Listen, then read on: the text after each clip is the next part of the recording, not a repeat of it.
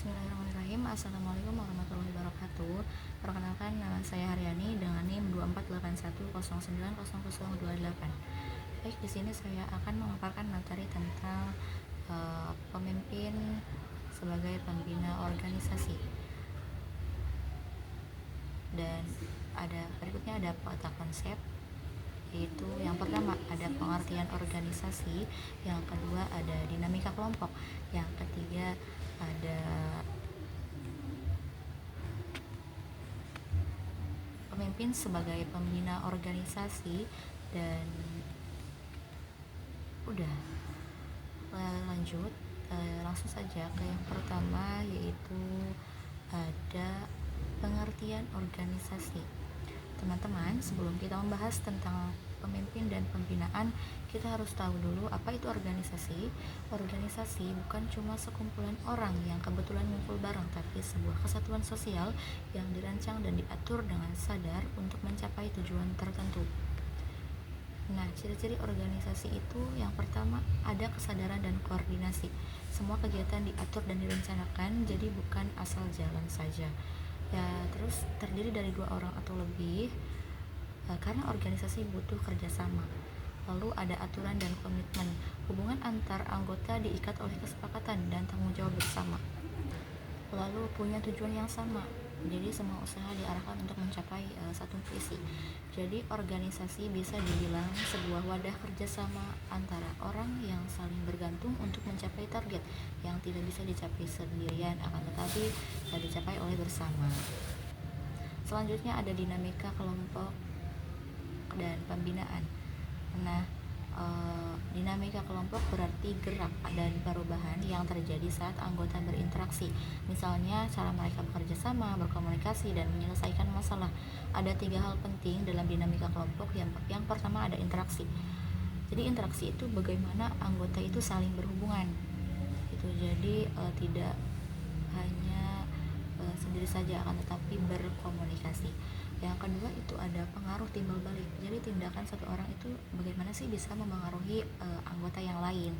Yang ketiga ada pola perilaku bersama. Ini merupakan kebiasaan atau gaya kerja yang jadi budaya dalam kelompok. Nah, ini ada beberapa faktor yang mempengaruhi dinamika kelompok. Yang pertama itu struktur kelompok, siapa yang memimpin, siapa yang bertugas. Yang kedua ada kualitas komunikasi, jadi apakah terbuka dan saling mendukung atau tidak. Yang ketiga nilai dan norma bersama, jadi aturan yang disepakati dalam kelompok. Kalau dinamika kelompok berjalan dengan baik, manfaatnya itu banyak ya. Yang pertama bisa muncul ide-ide baru dan kreatif, terus anggota merasa nyaman dan semangat, masalah bisa diselesaikan bersama, terus kinerja tim juga itu bisa jadi meningkat. Selanjutnya pembinaan organisasi. Supaya dinamika kelompok tetap sehat, perlu yang namanya pembinaan organisasi ya. Pembinaan organisasi adalah usaha sadar untuk memperkuat dan mengembangkan organisasi. Jadi supaya bisa beradaptasi, bekerja lebih efektif lagi, dan bertahan gitu. Tujuan utamanya meningkatkan kemampuan anggota, terus bisa membangun budaya kerja positif, memperkuat kerja sama tim, lalu menumbuhkan rasa tanggung jawab dan kebersamaan. Jadi fokus pembinaan ini bukan hanya individu ya, tapi juga sistem dan cara kerja kelompok agar organisasi itu bisa terus maju dan beradaptasi dengan perubahan zaman. Selanjutnya ada pemimpin sebagai pembina organisasi. Nah, jadi pemimpin ini bukan cuma orang yang memberi perintah, ia adalah pembina, yaitu orang yang mengarahkan, membimbing, dan menumbuhkan potensi anggota. Jadi peran seorang pemimpin sebagai pembina itu mencakup 2 hal besar ya.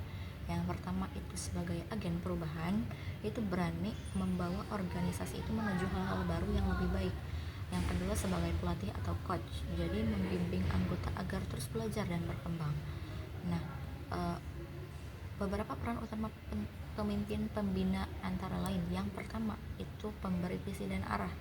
Jadi pemimpin itu harus menunjukkan tujuan yang jelas dan membuat semua orang paham kemana organisasi ini akan pergi. Yang kedua, pendorong dinamika positif.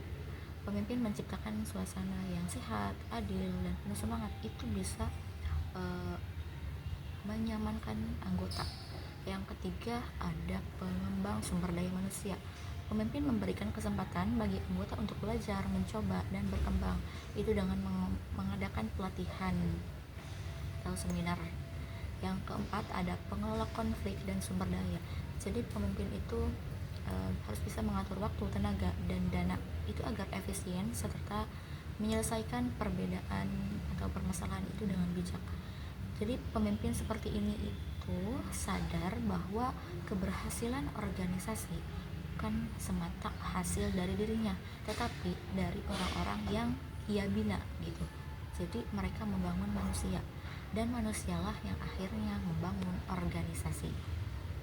Nah, dan kesimpulannya, jadi teman-teman, pemimpin sejati bukan hanya soal memberi perintah, tetapi ia juga membina, menumbuhkan, dan mengarahkan. Ia menjaga dinamika tim tetap sehat, mengembangkan kemampuan anggotanya, dan memastikan organisasi itu terus tumbuh menghadapi perubahan zaman. Nah, jadi organisasi yang kuat selalu lahir dari pemimpin yang membina dengan hati. Mungkin cukup sekian pemaparan